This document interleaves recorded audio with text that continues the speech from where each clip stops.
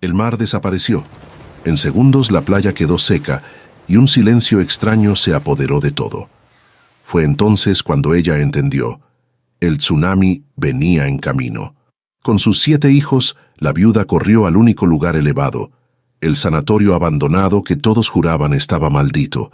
Las puertas crujieron, el viento soplaba como un lamento. Pero ella entró.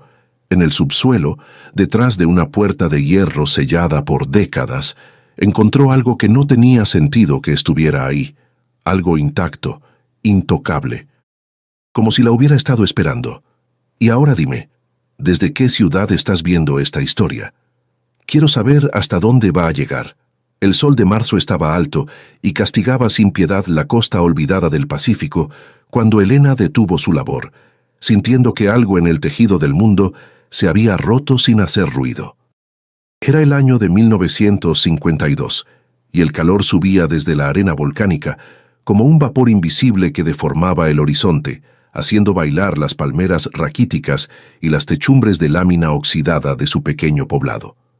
Elena, con apenas 34 años marcados por surcos profundos alrededor de los ojos y manos encallecidas por la salmuera, se secó el sudor de la frente con el dorso de la muñeca y miró hacia el océano. No era la vista habitual de las olas rompiendo con cadencia perezosa contra la orilla. Había una quietud antinatural, una especie de parálisis en el aire que había silenciado incluso a las gaviotas que solían pelear por las sobras de pescado. Su instinto, afilado por la viudez reciente y la necesidad de proteger a 7 hijos, le gritó que aquel silencio no era paz, sino la inhalación profunda de una bestia antes del ataque. Hacía apenas 6 meses que el mar, ese mismo gigante azul que ahora parecía dormir, se había tragado a José, su marido, dejando a Elena a la deriva en un mundo de hombres donde una mujer sola valía menos que una red rota. Vivían hacinados en un jacal de madera y palma, una estructura frágil que temblaba con cada racha de viento, donde las noches eran largas y la comida siempre escasa. Con 7 bocas que alimentar, desde el pequeño Miguel de 2 años que aún se colgaba de su falda buscando consuelo, hasta Rosa, la mayor de 12, que ya cargaba con la mirada triste de los adultos, Elena no tenía tiempo para el luto. Su vida se había convertido en una sucesión de estrategias de supervivencia: remendar ropa ajena, limpiar pescado por unas monedas y rezar para que la marea trajera algo más que algas podridas. Pero aquella mañana la marea no trajo nada. Al contrario, comenzó a llevarse todo, retrocediendo con una velocidad que desafiaba cualquier lógica conocida por los viejos del pueblo. Lo primero que notó fue el olor, una mezcla nauseabunda de azufre, yodo concentrado y carne en descomposición que emanaba del lecho marino expuesto al sol abrasador. El agua se estaba retirando, no metro a metro como en las bajamares de luna llena, sino por kilómetros, como si alguien hubiera quitado un tapón en el fondo del abismo. Peces de colores extraños, criaturas que nunca debían ver la luz del día, aleteaban agonizantes sobre el fango negro y los corales muertos, brillando como joyas macabras bajo el sol. Elena vio a sus vecinos, hombres y mujeres cegados por la necesidad, correr hacia la playa con canastas y costales, gritando de alegría ante la pesca milagrosa que se les ofrecía sin esfuerzo. Reían y se empujaban, recogiendo pargos y langostas del suelo húmedo, ignorando que el mar nunca regala nada sin cobrar un precio terrible a cambio. Elena sintió un frío glacial en el estómago, un terror atávico que le heló la sangre a pesar del calor sofocante de la tarde. ¡No! El grito se le escapó de la garganta, rasposo y desesperado, pero el viento pareció tragárselo antes de que llegara a los oídos de los incautos. ¡Salgan de ahí! No es un regalo, es una trampa. Elena corrió hacia su jacal, donde sus hijos jugaban con piedras en la tierra apisonada. No perdió tiempo en explicaciones lógicas. El pánico es un lenguaje que los niños entienden instintivamente. Agarró a Miguel y a Lucía, los más pequeños, cargándolos uno bajo cada brazo como si fueran fardos de leña, y empujó a los otros con rodillazos y gritos secos. ¡A los cerros! ¡Corran hacia la colina del diablo! ¡Ahora! Sus hijos, acostumbrados a obedecer la voz firme de su madre desde la muerte de su padre, No cuestionaron la orden, aunque sus ojos se llenaron de lágrimas por la brusquedad y el miedo que emanaba de ella. La Colina del Diablo era el único lugar elevado en kilómetros a la redonda, un promontorio de roca y vegetación espinosa que dominaba la bahía. En su cima se alzaba la silueta ominosa del viejo sanatorio, un edificio de concreto gris y ventanas vacías que el pueblo evitaba como a la peste. Decían que estaba maldito, que los lamentos de los enfermos de tuberculosis que habían muerto allí olvidados por sus familias aún se escuchaban en las noches sin luna. Nadie subía allí. Preferían enfrentar huracanes en sus chozas endebles que buscar refugio entre aquellos muros cargados de historia negra. Pero Elena sabía que los fantasmas no ahogan, y el agua que se estaba acumulando en el horizonte sí lo haría. Mientras empujaba a sus hijos cuesta arriba, sus pies descalzos sangraban al pisar las piedras afiladas y los espinos, pero el dolor físico era irrelevante, comparado con la certeza de la muerte que se avecinaba a sus espaldas. A mitad del camino, el suelo comenzó a vibrar. No fue un temblor repentino, sino un zumbido grave y constante que subía por las plantas de los pies y hacía castañetear los dientes. El sonido del mundo cambió. El silencio antinatural se rompió con un rugido sordo, similar al de 1000 trenes de carga acercándose al mismo tiempo desde todas las direcciones. Rosa, que corría jalando a sus hermanos menores, cometió el error de mirar hacia atrás y se detuvo en seco, paralizada por el horror. «¡Mamá!», gritó señalando el horizonte con un dedo tembloroso. Elena se giró apenas un segundo y lo que vio se grabaría en su memoria para siempre. Una pared de agua negra, sólida como el acero y alta como las torres de la catedral, se levantaba borrando el cielo azul, devorando la luz del sol y proyectando una sombra kilométrica sobre el pueblo que celebraba en la playa. «¡No miren! ¡Sigan corriendo!», aulló Elena, empujando a Rosa con tal fuerza que casi la hace caer. El instinto maternal se había transformado en una ferocidad animal. Ya no era una mujer cansada, era una fuerza de la naturaleza luchando contra otra. Los pulmones le ardían como si hubiera tragado fuego, y el peso de los niños en sus brazos amenazaba con desgarrarle los músculos, pero no se detuvo. Escuchaba los primeros gritos abajo, lamentos agudos que fueron cortados de tajo cuando la primera ola de impacto golpeó la costa, pulverizando las chozas, los botes y a las personas como si fueran juguetes de paja. El estruendo de la madera rompiéndose y la tierra siendo arrancada era ensordecedor, un caos acústico que perseguía sus pasos mientras ganaban metros hacia la cima, luchando contra la gravedad y el terror. Llegaron a la explanada del sanatorio, justo cuando la sombra de la ola alcanzaba la base de la colina. El edificio se alzaba ante ellos, imponente y decrépito, con sus puertas de roble macizo cerradas y podridas por décadas de salitre y abandono. No había tiempo para buscar llaves ni gentilezas. Elena soltó a los niños en el suelo y se lanzó contra la puerta principal con todo el peso de su cuerpo, golpeándola con el hombro una y otra vez, gritando de frustración y dolor. La madera crujió, resistiéndose como un viejo guardián, hasta que finalmente las bisagras oxidadas se dieron con un chirrido metálico que resonó en el vacío del interior. Un olor a humedad rancia, a polvo antiguo y a medicinas caducas los golpeó en la cara, una bocanada de aire estancado que había estado atrapada allí desde los tiempos de la epidemia. «¡Adentro!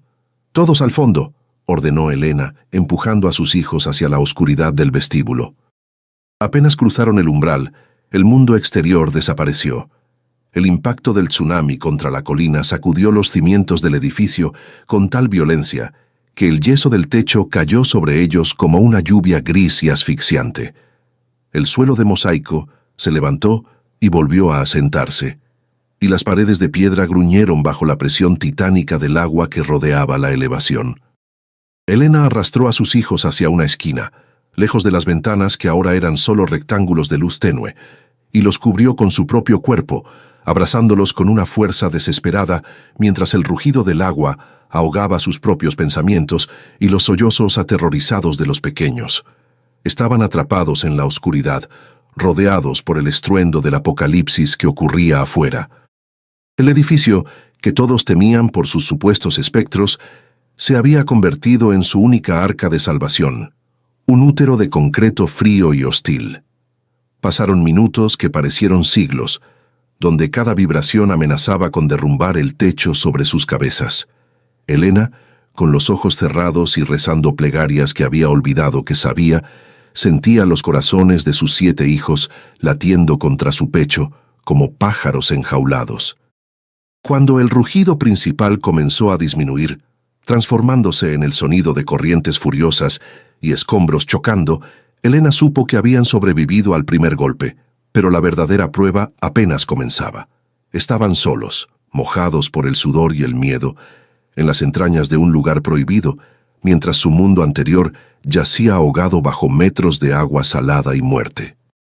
El rugido ensordecedor del agua comenzó a transformarse lentamente en un gorgoteo siniestro, el sonido de un océano atragantándose con los escombros de lo que alguna vez fue un pueblo vivo.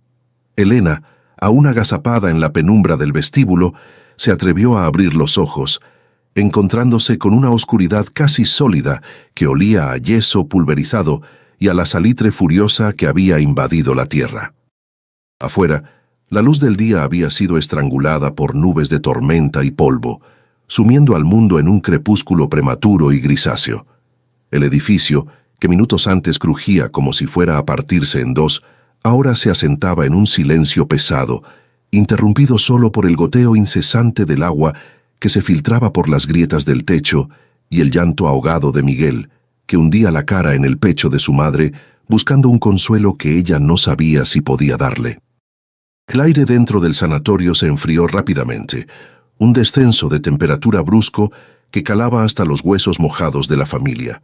Las ventanas del vestíbulo, que habían perdido sus vidrios hacía décadas, eran ahora cuencas vacías por donde el viento del Pacífico entraba silbando, trayendo consigo una llovizna helada y el hedor a muerte que empezaba a levantarse de la costa destruida. Los niños, vestidos apenas con harapos de algodón empapados por el sudor y el agua de mar, comenzaron a temblar violentamente. Sus dientes castañeteaban con un ritmo que a Elena le pareció el sonido más triste del mundo. Sabía que no podían quedarse allí, expuestos a la intemperie y a la vista de la devastación. Si el agua volvía a subir, o si los vientos de la tormenta arreciaban, el vestíbulo se convertiría en una tumba de frío. «Tenemos que movernos», susurró Elena, y su voz sonó extraña, ronca y pequeña dentro de la vastedad de aquel lugar. Rosa la miró con los ojos desorbitados, negando con la cabeza, paralizada por las historias de fantasmas que los viejos contaban sobre los pasillos de aquel hospital. «No podemos, mamá. Ahí adentro están los muertos», gimió la niña, aferrándose al brazo de Elena con tanta fuerza que le dejó marcas en la piel. Elena la tomó por los hombros y la sacudió suavemente, obligándola a mirarla a los ojos. «Los muertos no nos van a hacer nada, mija. El frío sí, el hambre sí. Aquí afuera nos vamos a morir congelados. Adentro al menos tendremos paredes». La determinación en la voz de Elena no admitía réplicas, aunque por dentro ella misma sentía que las entrañas se le anudaban de pavor ante la negrura que se abría más allá del vestíbulo. Para adentrarse en las tripas del edificio necesitaban luz. Elena rebuscó frenéticamente en los bolsillos de su delantal, rezando para que la cajetilla de cerillos que siempre cargaba para encender el fogón no se hubiera mojado con el sudor o la lluvia. Sus dedos tocaron el cartón húmedo y sintió que el corazón se le detenía un instante. Sacó la cajita con cuidado quirúrgico. De los 20 cerillos, la mayoría estaban inservibles, deshechos en una pasta roja, pero 3 parecían haber sobrevivido milagrosamente en el centro. Miró a su alrededor buscando algo que ardiera. En un rincón, entre escombros de mampostería, encontró la pata rota de una silla de madera vieja y un montón de trapos que parecían ser restos de cortinas podridas. Con manos temblorosas, apiló los trapos sobre la madera y raspó el primer cerillo. La cabeza de fósforo se deshizo sin chispa. Elena contuvo la respiración, sintiendo la mirada de sus 7 hijos clavada en sus manos, como si de ellas dependiera la salida del sol. El segundo cerillo se rompió al frotarlo. Solo quedaba uno. Cerró los ojos pidió perdón a José por no haberlo salvado y rogó ayuda para salvar a los que quedaban. Raspó el último cerillo con suavidad, pero con firmeza. Una llama diminuta y anaranjada brotó, bailando precariamente en la corriente de aire. Elena protegió la llama con su cuerpo y la acercó a los hilos secos de la cortina vieja. El fuego prendió, tímido al principio, luego voraz, alimentándose del polvo y la tela seca, hasta que la madera comenzó a crepitar. La antorcha improvisada iluminó el vestíbulo, proyectando sombras largas y retorcidas que parecían espectros danzando en las paredes descascaradas, dándole al lugar un aspecto de caverna infernal. «No se separen, agárrense de las manos y no suelten a sus hermanos», ordenó Elena, levantando la antorcha por encima de su cabeza. La luz reveló un pasillo central que se adentraba en la oscuridad como la garganta de un lobo. El suelo estaba cubierto de expedientes médicos esparcidos, papeles amarillentos que crujían bajo sus pies descalzos como hojas secas de otoño, contando historias de vidas que se habían apagado en dolor. Avanzaron en fila india, con Elena al frente y Rosa cerrando la marcha, cuidando que ninguno de los pequeños se quedara atrás. El silencio del interior era opresivo, una quietud densa que parecía respirar, interrumpida solo por el sonido de sus propios pasos y el eco lejano del viento golpeando las estructuras superiores. A medida que avanzaban, la arquitectura del dolor se hacía presente. Sillas de ruedas oxidadas yacían volcadas a los costados del pasillo, con sus ruedas de goma podrida apuntando al techo como extremidades de insectos muertos. Camillas de metal corroído bloqueaban parcialmente el paso, obligándolos a rodearlas con cuidado para no cortarse con el hierro oxidado. Elena trataba de no mirar a las habitaciones abiertas que flanqueaban el corredor, celdas oscuras donde aún quedaban somieres desnudos y mesitas de noche volcadas. La imaginación, alimentada por el miedo y el agotamiento, le jugaba malas pasadas. Por el rabillo del ojo creía ver movimiento en las sombras, figuras pálidas que se asomaban para ver a los intrusos, pero cuando giraba la cabeza, solo había polvo y vacío. De pronto, un golpe seco resonó en las profundidades del edificio, un sonido metálico y contundente que hizo que toda la familia se detuviera en seco, conteniendo el aliento. Miguel comenzó a llorar de nuevo, un llanto agudo que rebotó en las paredes de piedra multiplicándose. «¡Shh!», siseó Elena, pegándose contra la pared y apagando instintivamente la antorcha contra el suelo para no ser vistos, sumiéndolos en una oscuridad total momentánea. Esperaron, con el corazón latiendo en la garganta, escuchando. ¿Había alguien más allí? ¿Saqueadores? ¿O algo peor? El sonido no se repitió. Probablemente había sido una puerta golpeada por una corriente de aire o una viga cediendo, pero el terror ya se había instalado en sus mentes. Elena volvió a encender la antorcha con las brasas que aún quedaban, pero sus manos temblaban tanto que casi deja caer el palo. El hambre comenzó a hacerse presente, un dolor punzante en el estómago que competía con el miedo. Los niños llevaban horas sin comer y la adrenalina de la huida se estaba disipando, dejando paso a la debilidad. «Mamá, tengo sed», susurró uno de los gemelos, con los labios secos y partidos por la sal del aire. Elena sintió una punzada de culpa tan aguda que le dolió físicamente.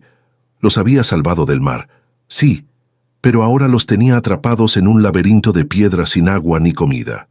«Ya vamos a encontrar algo, mi amor. Tengan paciencia», mintió, porque no tenía idea de qué podrían encontrar en un hospital abandonado hace décadas, excepto veneno para ratas y frascos vacíos. Pero debía mantener la esperanza, aunque fuera una brasa falsa. Siguieron caminando hasta que el pasillo terminó en una bifurcación. A la izquierda, una escalera ancha subía hacia los pisos superiores, donde el viento aullaba con más fuerza.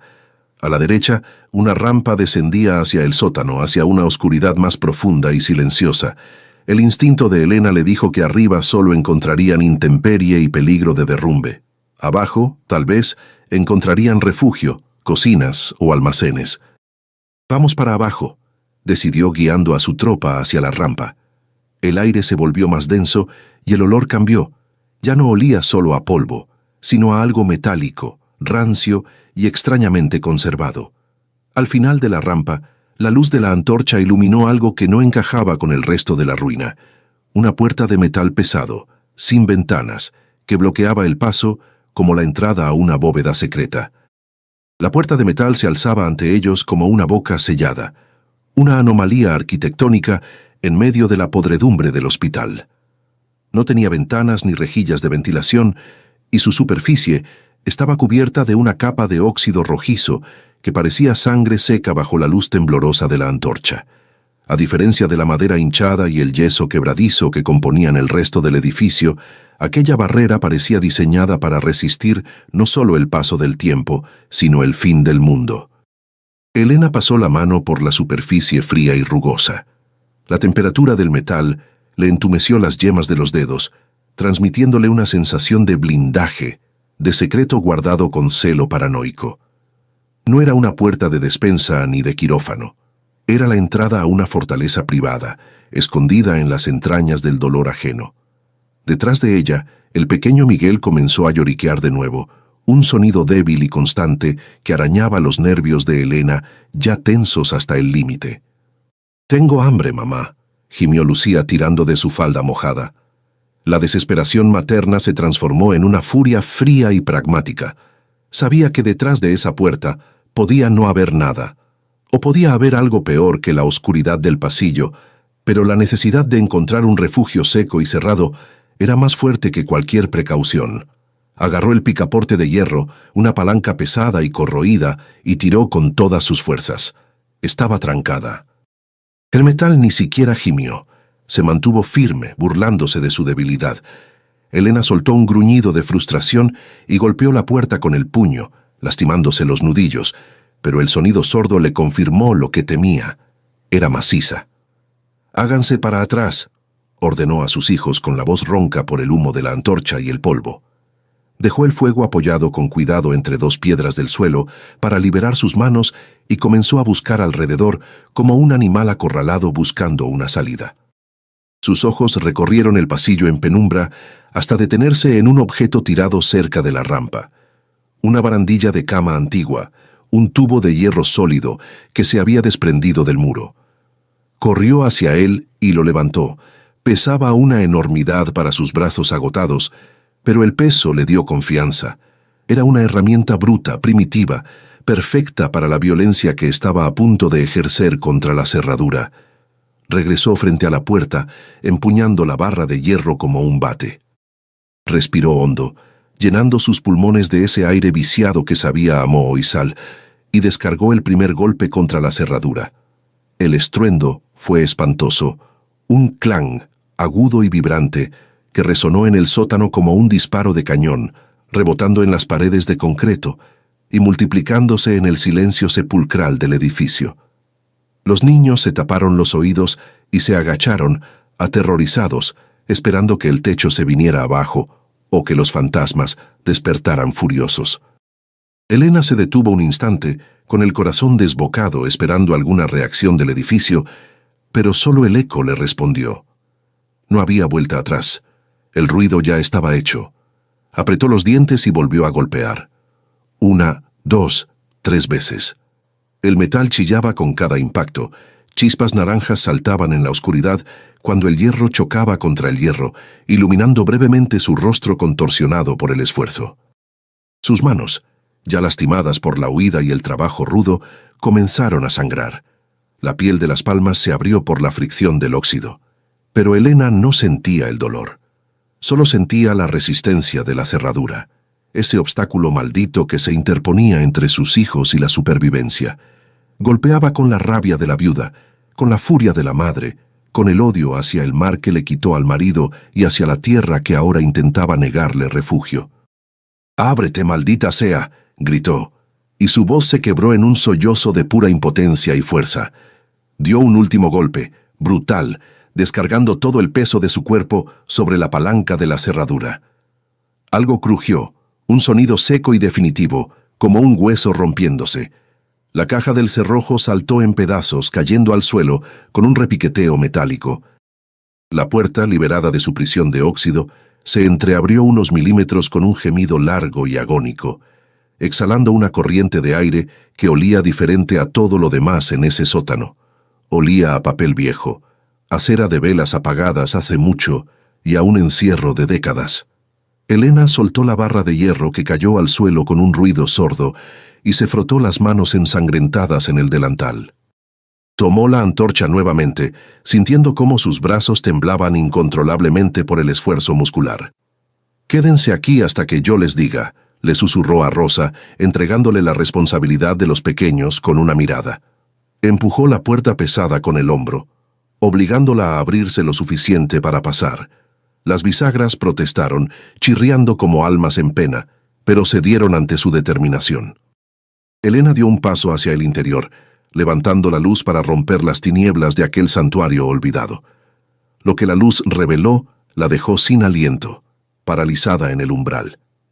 No era una despensa, ni un almacén de medicinas, ni una sala de calderas. El haz de fuego iluminó una alfombra persa, gruesa y roja, cubierta de una capa fina de polvo, pero intacta, devorada apenas por las polillas en los bordes. Muebles de caoba maciza brillaban opacamente bajo la luz trémula. Estanterías altas cubrían las paredes, repletas de libros encuadernados en cuero, que parecían observar a la intrusa con lomos dorados. El contraste era tan violento que Elena parpadeó, creyendo que estaba alucinando por el cansancio. ¿Cómo podía existir un lujo semejante, una biblioteca de palacio, en el sótano húmedo de un sanatorio para tuberculosos pobres? Avanzó 2 pasos más, hipnotizada por la escena surrealista. El aire allí dentro era seco, preservado herméticamente por la puerta blindada, como si el tiempo se hubiera detenido el día que la cerraron. Vio cuadros al óleo apoyados contra las paredes, marcos dorados que destellaban y cajas de madera apiladas en las esquinas.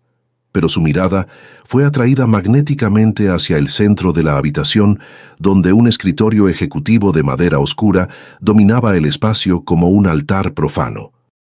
Sobre él, papeles dispersos, una lámpara de aceite vacía y una pistola revólver oxidada descansaban en un desorden congelado. Y detrás del escritorio, sentado en un sillón de respaldo alto que parecía un trono de cuero agrietado, había alguien. Elena ahogó un grito y retrocedió instintivamente, casi tropezando con la alfombra. La figura no se movió. La luz de la antorcha vaciló, creando la ilusión de movimiento, pero cuando la llama se estabilizó, la verdad macabra se reveló con crudeza. No era un hombre dormido, era un esqueleto. Los huesos amarillentos de las manos descansaban sobre los reposabrazos, aún adornados con un anillo de oro grueso que le quedaba grande a la falange desnuda. Vestía los jirones de un traje que alguna vez fue elegante, de lino blanco ahora grisáceo, y su cráneo inclinado ligeramente hacia un lado parecía mirarla con las cuencas vacías y una sonrisa eterna y burlona, custodiando en la muerte lo que sea que había atesorado en vida. Elena se quedó petrificada, sintiendo cómo el frío del sótano le trepaba por los tobillos hasta congelarle la nuca, mientras sus hijos se agolpaban a su espalda, empujando con la curiosidad temeraria de quienes ya han visto demasiado para su corta edad. «Es un muerto, mamá», susurró Rosa con una mezcla de asco y fascinación, señalando con un dedo sucio hacia la figura descarnada. El esqueleto permanecía en su trono de cuero, con la cabeza ladeada en una postura casi pensativa, como si estuviera considerando un negocio eterno que nunca llegó a cerrarse. La pistola sobre el escritorio, un revólver de cañón largo cubierto de una pátina de herrumbre, sugería un final violento, o quizás la precaución paranoica de quien vive temiendo que le roben hasta el último aliento. Elena avanzó un paso, protegiendo la llama de la antorcha con la mano, y notó que el aire alrededor del escritorio olía a tabaco rancio, un aroma fantasma que se negaba a abandonar la tela podrida del traje. Los niños, impulsados por el instinto básico de la supervivencia, ignoraron el cadáver una vez que el shock inicial se disipó. Sus ojos buscaban comida, no misterios. Se dispersaron por la habitación lujosa, tocando los lomos de los libros que se deshacían al contacto y abriendo los cajones de los archivadores que chirriaban en protesta. Elena, sin embargo, no podía dejar de mirar al hombre muerto. El anillo en su dedo huesudo brillaba con una burla dorada bajo la luz del fuego. Reconocía ese anillo, o al menos la leyenda del mismo. Los viejos pescadores hablaban de don Fausto, el cacique que había gobernado la costa con puño de hierro y que supuestamente había huido a Europa con la fortuna del pueblo hacía 30 años. No había huido a ningún palacio en París. Su palacio era esta tumba de concreto y su exilio había sido una condena solitaria en la oscuridad. «Mamá, aquí hay cajas». El grito de Rosa rompió el trance de Elena. La niña estaba arrodillada en una esquina de la habitación, frente a una pila de cajones de madera robusta, sellados con lacre rojo y reforzados con bandas de metal. Parecían cajas de municiones o de contrabando, estivadas con un orden militar que contrastaba con el caos del escritorio. La esperanza se encendió en el pecho de Elena como una llamarada dolorosa. Podían ser provisiones, harina, granos, algo que llenara los estómagos vacíos que rugían a su alrededor. Se acercó rápidamente, entregándole la antorcha a Miguel con la advertencia de no moverse, y buscó algo con que abrir la madera. Tomó un pisapapeles de bronce pesado del escritorio, ignorando la cuenca vacía del esqueleto que parecía seguir sus movimientos, y golpeó la tapa de la primera caja con una fuerza nacida del hambre. La madera, seca por los años de encierro, se astilló con un crujido seco tras el tercer golpe, revelando un interior forrado de tela alquitranada para proteger el contenido de la humedad. Elena metió la mano, esperando sentir la textura de los sacos de arroz o frijol, pero sus dedos chocaron contra algo duro, frío y liso. Arrancó la tela con desesperación y la luz de la antorcha arrancó un destello que iluminó la habitación entera. No era comida, eran barras. Lingotes rectangulares, pesados y amarillos, apilados perfectamente uno sobre otro. El brillo era hipnótico, casi obsceno en medio de tanta miseria. Los niños se acercaron, con los ojos muy abiertos, pero en sus rostros no había la alegría de la riqueza, sino la confusión de la inocencia. «¿Eso se come?», preguntó el pequeño Lucas, con la voz quebrada por la desilusión. Elena sacó uno de los lingotes. Pesaba tanto que tuvo que usar ambas manos para sostenerlo. Era oro puro, marcado con sellos que ella no reconocía. Una fortuna que podría comprar el pueblo entero, los barcos, las redes y hasta el mar mismo si tuviera precio. Pero en ese momento, con la tormenta rugiendo afuera y sus hijos temblando de inanición, aquel oro valía menos que un puñado de arena. Debajo de los lingotes encontró carpetas de cuero atadas con cintas negras. Las abrió con dedos torpes y leyó los encabezados a la luz temblorosa. Escrituras, títulos de propiedad. Terrenos de la Bahía Alta, predio de la Playa Norte, concesiones pesqueras. Eran las tierras de sus vecinos, las tierras donde estaba su jacal destruido, las tierras que el municipio decía que no tenían dueño. Todo había sido robado, acaparado y escondido aquí por el hombre que ahora le sonreía desde la muerte. La ironía le golpeó el estómago con la fuerza de una patada. Don Fausto se había encerrado con todo lo que le había quitado al pueblo, creyendo que así lo protegía, y había terminado muriendo de sed o de miedo, custodiando metales inútiles mientras la vida seguía afuera sin él. Elena dejó caer el lingote dentro de la caja con un golpe sordo y miró a sus hijos. La riqueza estaba ahí, al alcance de la mano, pero no servía para detener el llanto de Lucía ni para calentar los cuerpos entumecidos. Sintió una oleada de furia y desesperación. ¿De qué servía ser la mujer más rica del cementerio? Se levantó ignorando el oro y comenzó a registrar frenéticamente el resto de la habitación, tirando libros al suelo, volcando jarrones, buscando lo único que importaba. «Tiene que haber algo más, tiene que haber comida», murmuraba para sí misma, revolviendo estantes con una violencia que asustó a los niños. Si aquel hombre planeaba esconderse aquí, tenía que haber previsto que necesitaría comer. No podía haber sido tan estúpido como para encerrarse solo con oro. Su mirada recorrió las sombras detrás de las estanterías, buscando armarios o puertas ocultas. Fue entonces cuando vio, semioculto por un biombo de seda podrida en el rincón más alejado, un montículo cubierto por una lona encerada. Se lanzó hacia él, tropezando con la alfombra, y arrancó la lona con un tirón salvaje, levantando una nube de polvo que la hizo toser. Debajo de la lona no había más oro, había latas. Cientos de ellas, latas de metal brillante, sin etiquetas de papel que se hubieran podrido, sino con el contenido troquelado en el metal mismo o pintado con barniz. Duraznos en almíbar, importado, carne de res en conserva, galletas saladas, lata hermética. Eran provisiones de lujo apiladas en torres que llegaban hasta su cintura, un arsenal culinario destinado a un solo hombre que por la pistola en la mesa quizás prefirió una salida rápida antes que abrir la primera lata. Elena sintió que las piernas le fallaban y cayó de rodillas, no ante el esqueleto ni ante el oro, sino ante esa pirámide de hojalata que significaba la vida.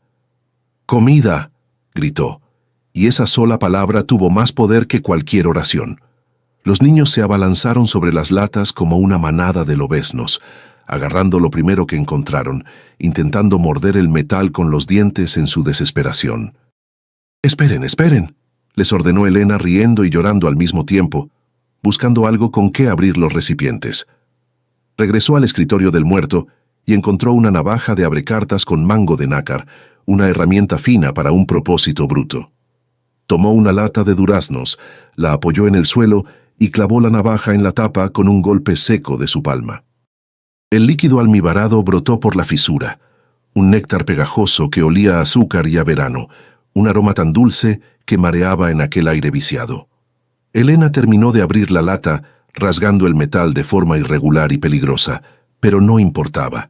Pasó el recipiente a Rosa, quien bebió un trago largo del almíbar antes de pasarla a sus hermanos. Abrió otra de carne y otra de galletas que, milagrosamente, seguían crujientes después de tantos años. Se sentaron en círculo sobre la alfombra persa, rodeados de oro despreciado y observados por la muerte, y comieron. Comieron con las manos, chupándose los dedos pegajosos, manchándose la cara de grasa y azúcar. Afuera, la tormenta podía estar borrando el mundo que conocían, pero allí adentro, en el corazón de la colina maldita, la viuda y sus 7 hijos celebraban el banquete más extraño y sagrado de sus vidas, saboreando la dulce venganza de sobrevivir con el tesoro de quien quiso matarlos de hambre. Cuando el último de los niños cayó rendido por el sueño, con el estómago lleno de almíbar y galletas saladas, un silencio sepulcral volvió a adueñarse de la oficina blindada. Yacían ovillados sobre la alfombra persa, como cachorros náufragos, ajenos a la tormenta que seguía azotando los cimientos de la colina y a la presencia descarnada que presidía su descanso. Elena se quedó sentada, recargada contra la madera fría de los cajones de municiones, con los ojos ardiendo por el humo y el cansancio, pero incapaz de cerrarlos. La responsabilidad de la vigilancia pesaba más que el plomo. Sabía que estaban a salvo del agua, pero la oscuridad de aquel mausoleo tenía sus propios dientes. La antorcha, ahora reducida a brasas agonizantes, proyectaba sombras que hacían parecer que el esqueleto de don Fausto asentía lentamente, aprobando la invasión de su santuario privado. Elena se levantó con cuidado para no despertar a Miguel, que dormía aferrado a su tobillo, y se acercó nuevamente al escritorio. Necesitaba entender. Necesitaba saber por qué un hombre se encierra con una fortuna para morir de sed, rodeado de lujos. Apartó la pistola oxidada con la punta de los dedos, sintiendo una repugnancia instintiva hacia el arma, y tomó el libro de contabilidad encuadernado en piel que descansaba abierto bajo la mano huesuda del muerto. Las páginas estaban quebradizas, pero la tinta negra se mantenía legible, trazada con una caligrafía angulosa y agresiva.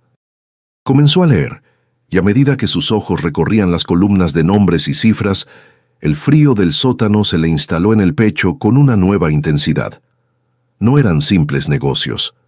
Era el registro meticuloso de un expolio sistemático. Elena encontró los nombres de sus abuelos, de los padres de sus vecinos, de familias enteras que habían desaparecido o emigrado por la pobreza. Junto a cada nombre había una anotación cínica: deuda fabricada, intercambio por medicina, amenaza de desalojo. Don Fausto no solo había acaparado tierras, había comprado la desesperación de la gente, canjeando la vida por pedazos de papel que luego escondía en este agujero. Aquel hombre no era un empresario exitoso, como decían las leyendas del pueblo. Era una garrapata que se había engordado con la sangre de 3 generaciones y que ahora, en una justicia poética y macabra, servía de anfitrión mudo a las víctimas de su propia codicia. Debajo del libro de cuentas, encontró un diario personal, un cuaderno más pequeño con las esquinas roídas. Lo abrió al azar y la escritura, al principio firme, se volvía errática y temblorosa en las últimas páginas. Elena leyó la fecha de la última entrada, 14 de octubre de 1928. Están afuera. Los oigo susurrar. Saben que estoy aquí. No les daré nada. El agua es poca, pero mi voluntad es hierro. Si abro la puerta, me matarán. Prefiero reinar en mi sombra que servir a esos perros desagradecidos. Elena levantó la vista hacia la puerta blindada que ella misma había forzado. No había marcas de arañazos del lado de afuera, ni señales de que alguien hubiera intentado entrar en aquel entonces. Nadie lo había perseguido, nadie sabía que estaba ahí. Don Fausto se había encerrado huyendo de fantasmas creados por su propia conciencia culpable. La revelación fue un golpe de realidad brutal. Aquel hombre había muerto de miedo. Se había dejado morir de hambre y sed, rodeado de latas de comida que no se atrevió a buscar por no hacer ruido, paralizado por el terror de una revolución imaginaria. La pistola sobre la mesa tenía todas las balas en el tambor. Ni siquiera tuvo el valor de abreviar su sufrimiento. Elena sintió una mezcla de lástima y desprecio. Miró a sus hijos, durmiendo plácidamente con las bocas manchadas de dulce, y comprendió la diferencia abismal entre ella y el cacique. Él se había encerrado para proteger su oro. Ella había roto la puerta para proteger a sus hijos. Él murió solo por avaricia. Ella sobreviviría acompañada por amor. El aire en la habitación comenzó a sentirse pesado, cargado con el dióxido de carbono de 8 personas respirando en un espacio sellado. La antorcha lanzó un último chisporroteo y se apagó, sumiéndolos en una oscuridad absoluta, tan densa que lastimaba los ojos. Elena contuvo el pánico. Recordó la lámpara de aceite sobre el escritorio. Tanteó en la negrura, guiándose por la memoria espacial, hasta que sus dedos tocaron el cristal frío. La sacudió. Estaba vacía, el aceite evaporado hace décadas. Pero recordó algo más. En las cajas de suministros, junto a las latas, había visto paquetes envueltos en papel encerado que tenían la forma inconfundible de velas. Se arrastró por el suelo, palpando hasta encontrar la caja. Rasgó el papel, y el olor a parafina vieja fue el aroma más reconfortante del mundo. Logró encender una vela con las últimas brasas moribundas de la antorcha. La llama, pequeña y estable, iluminó de nuevo la estancia con una luz más suave, casi religiosa. El esqueleto parecía menos amenazante ahora, reducido a un montón de calcio triste y ridículo. Elena colocó la vela sobre el escritorio, apartando el cráneo de don Fausto sin miramientos para hacer espacio. Ahora tenía luz para unas horas más, pero sabía que el aire se acabaría eventualmente. No podían quedarse allí para siempre. Tenían que salir antes de que el refugio se convirtiera en tumba, tal como le había pasado a su dueño anterior. Pero afuera, el rugido del agua había cambiado de tono. Ya no era un golpe constante, sino un sonido de succión gigantesco, como si el mar estuviera retirándose, arrastrando consigo los restos del mundo. Elena se acercó a la puerta entreabierta y escuchó. El pasillo del sótano estaba en silencio, pero era un silencio húmedo, goteante. El agua debía haber entrado en los niveles superiores, filtrándose a través de las grietas del viejo edificio. Si el nivel subía demasiado, la rampa de acceso se inundaría y quedarían atrapados como ratas. Tenía que tomar una decisión, esperar a que amaneciera y arriesgarse a encontrar un paisaje de horror o intentar salir ahora y enfrentar la oscuridad y el lodo. Miró los lingotes de oro que brillaban a la luz de la vela. Una sola de esas barras podría comprar una casa nueva, un barco, un futuro donde sus hijos no tuvieran que andar descalzos, pero pesaban como pecados. No podemos llevarlo todo, susurró hablando con el fantasma del cuarto. Si intentaba cargar el oro, no podría cargar a Miguel ni a Lucía. Si llenaba sus bolsillos con el metal maldito, se hundiría en el fango si tenía que correr. La elección era clara, aunque dolorosa. Tomó la carpeta de documentos, las escrituras que probaban que la tierra era del pueblo, y la metió dentro de su vestido, pegada a la piel, donde latía su corazón. Esos papeles valían más que el oro, eran la dignidad de su gente, la herencia robada que regresaría a manos vivas. Luego miró las latas de comida, llenó el delantal con tantas como pudo soportar la tela, y despertó suavemente a Rosa. «Hija, despierta. Tenemos que preparar unas bolsas con las cortinas. Vamos a llevar comida». «Solo comida». Rosa se frotó los ojos mirando el oro con deseo infantil. «¿Y los ladrillos amarillos, mamá? ¿No nos los llevamos?», preguntó, señalando la caja abierta. Elena se agachó a su altura, con el rostro iluminado por la vela, seria y firme. «El oro pesa mucho, mi amor. Y para salir de aquí necesitamos ser ligeros. El oro se queda con los muertos. Nosotros nos llevamos la vida». Rosa asintió, aunque no entendía del todo. Comenzaron a improvisar morrales con los restos de las cortinas de terciopelo que colgaban tras el escritorio, cargándolos con latas de carne y fruta. Estaban terminando de empacar cuando un sonido nuevo los paralizó a todos. No venía de afuera, ni del pasillo. Venía de arriba, del techo de la oficina. Un crujido largo, como de piedra moliéndose contra piedra, seguido de un chorro de polvo fino que cayó directamente sobre el escritorio, apagando la vela por un segundo. El edificio, golpeado por el tsunami y debilitado por los años, estaba asentándose, o quizás colapsando. La estructura sobre sus cabezas gemía bajo el peso del agua acumulada y la tierra removida. Elena encendió la vela de nuevo con manos temblorosas. El tiempo se había acabado. Ya no era una cuestión de esperar el amanecer. La montaña de concreto amenazaba con aplastarlos en cualquier momento. «¡Arriba todos! ¡Vámonos ya!», gritó empujando a los niños hacia la puerta, dejando atrás la fortuna de don Fausto para que la tumba se la tragara de nuevo, tal vez para siempre. Salieron de la oficina blindada como exhalaciones, empujados por el instinto primario, de no quedar sepultados bajo toneladas de historia y concreto. Elena iba a la retaguardia, arreando a sus hijos como si fueran ganado valioso, mientras el techo del sótano comenzaba a liberar una lluvia fina de arenilla y polvo que se metía en los ojos y dificultaba la respiración. A sus espaldas escucharon un estruendo sordo, un crack definitivo que resonó como un disparo de cañón ahogado. Una viga maestra había cedido dentro de la oficina de don Fausto, sepultando probablemente al esqueleto y su oro bajo una montaña de escombros. Elena no miró atrás. Sabía que esa tumba se había abierto solo para alimentarlos y darles una misión, y ahora se cerraba de nuevo, celosa de sus secretos.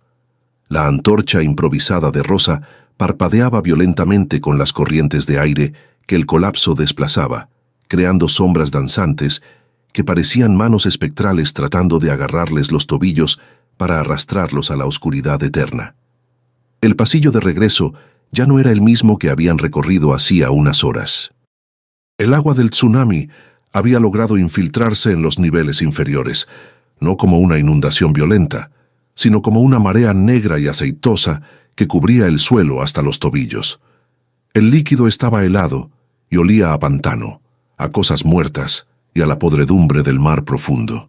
Los niños gritaban cada vez que pisaban algo blando bajo la superficie oscura, imaginando monstruos o cadáveres, y Elena tenía que morderse los labios para no gritar con ellos. «¡Caminen! ¡Levanten los pies!», les ordenaba con voz quebrada, cargando a Lucía en un brazo y jalando a Miguel con el otro, avanzando contra la resistencia del agua y el fango que intentaba succionarles las fuerzas. El miedo a ahogarse en la oscuridad, atrapados como ratas en una sentina, era un acicate más poderoso que el cansancio muscular.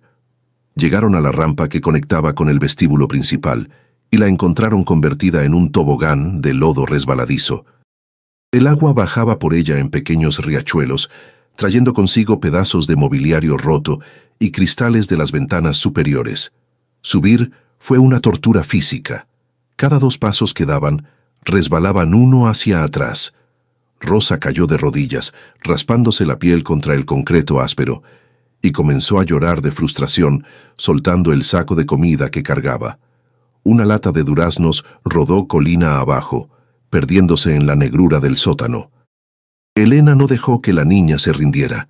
La agarró por la nuca, como una gata a su cría, y la obligó a ponerse de pie.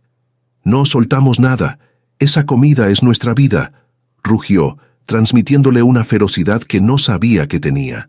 Clavaron los dedos en las grietas de las paredes, usándolas como asideros, y treparon centímetro a centímetro hacia la luz grisácea que se filtraba desde arriba. Cuando finalmente emergieron al vestíbulo, la escena era desoladora. El amanecer había llegado, pero no traía sol, sino una claridad lechosa y sucia que apenas lograba penetrar la bruma. El gran salón de entrada del sanatorio estaba irreconocible. El viento huracanado había arrancado las pocas puertas que quedaban y el suelo estaba cubierto de algas, arena y peces muertos que habían sido lanzados hasta allí por la fuerza de la ola. El edificio gemía constantemente, un lamento estructural provocado por el viento que se colaba por los huecos y por el asentamiento de los cimientos en la tierra reblandecida. Elena agrupó a sus hijos en el centro del salón, lejos de las paredes que parecían vibrar, y contó las cabezas. 7. Estaban todos, sucios, mojados, cubiertos de barro y sangre seca, pero vivos. Se acercaron a la salida principal, donde la puerta doble había sido arrancada de cuajo, dejando un marco vacío hacia el horror. Elena fue la primera en asomarse, protegiendo los ojos de la llovizna que caía horizontalmente, empujada por ráfagas violentas. Lo que vio la dejó sin aliento, un vacío en el estómago más doloroso que el hambre. El mundo que conocía había desaparecido. La línea costera ya no existía. El mar se había tragado la playa y gran parte del terreno bajo, y ahora, en su retirada, había dejado un paisaje lunar de lodo marrón y escombros irreconocibles. No había casas, no había árboles, no había barcas, solo una extensión plana y devastada, salpicada por charcos de agua salada que reflejaban el cielo plomizo. El silencio afuera era diferente al de adentro. No era el silencio del encierro, sino el silencio de la ausencia total. No se oían gallos ni perros, ni el bullicio matutino de los pescadores preparando las redes, solo el viento y el sonido lejano, rítmico y amenazante del océano que seguía agitado en el horizonte. Elena sintió una soledad abrumadora, la certeza de ser la única adulta viva en kilómetros a la redonda. Apretó contra su pecho los documentos que llevaba escondidos bajo la ropa. El papel crujió suavemente, recordándole que, aunque el pueblo físico había sido borrado, la promesa de reconstruirlo latía contra su piel. Esos papeles eran la única prueba de que allí había existido una comunidad, y la única garantía de que podría volver a existir. «Vamos a bajar», dijo, aunque cada fibra de su cuerpo le pedía quedarse en la seguridad relativa de la colina. Pero no podían quedarse. El sanatorio seguía inestable y el agua potable era urgente. Comenzaron el descenso por la ladera de la Colina del Diablo, un camino que antes era un sendero de cabras y ahora era un lodazal traicionero lleno de espinas y rocas afiladas ocultas bajo el barro. Elena iba tanteando el terreno con un palo, asegurándose de que el suelo no cediera bajo sus pies. Los niños resbalaban y caían, cubriéndose de fango de pies a cabeza, convirtiéndose en pequeñas estatuas de arcilla viva que avanzaban a duras penas por el infierno. A mitad de la bajada, encontraron los primeros restos humanos. No eran cuerpos completos, sino indicios de la tragedia que el agua había sembrado. Un zapato solitario atrapado en una rama alta, una camisa enredada en un arbusto, una muñeca de trapo semienterrada con los ojos de botón mirando al cielo. Elena obligó a los niños a mirar hacia adelante, a fijar la vista en sus talones, protegiendo su inocencia tanto como podía en medio de aquel cementerio al aire libre. Ella, sin embargo, no podía dejar de mirar.